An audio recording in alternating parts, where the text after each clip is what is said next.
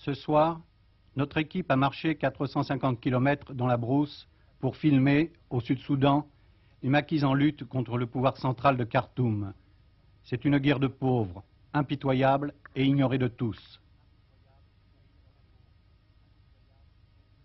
En contrepoint, nous irons au nord du pays, où tout peut être mis en question par le récent coup d'État militaire.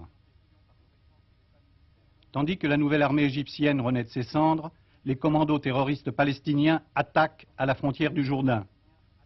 Une interview de leur chef, Yasser Arafat.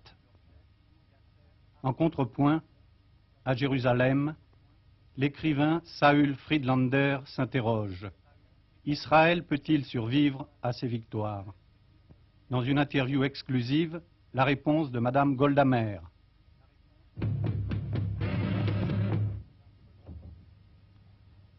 Le pape reprend ses voyages. Après Genève, où cohabitent en harmonie protestants et catholiques, Paul VI va bientôt se rendre en Ouganda, à la frontière sud du Soudan. C'est un voyage peut-être encore plus significatif. Depuis l'accession du Soudan à l'indépendance en 1956, l'Ouganda et les pays voisins servent de refuge à des centaines de milliers de Noirs, chrétiens ou animistes, originaires des provinces sud du Soudan, fuyant la répression des troupes arabes et musulmanes de Khartoum.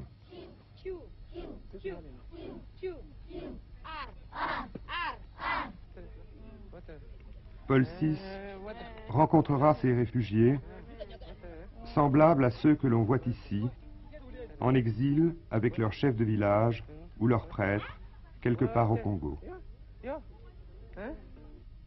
Le Soudan, 9 millions d'Arabes ou d'Arabisés dans le nord, 5 millions d'Africains animistes ou christianisés dans le sud, et depuis 13 ans, dans ce sud, 3 provinces insurgées, un combat inégal qui aurait déjà fait 500 000 victimes parmi les sudistes.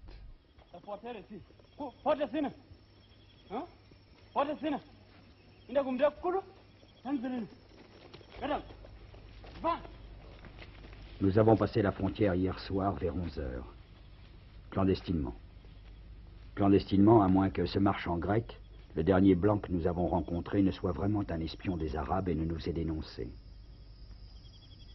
Les porteurs et l'escorte de maquisards étaient exacts au rendez-vous.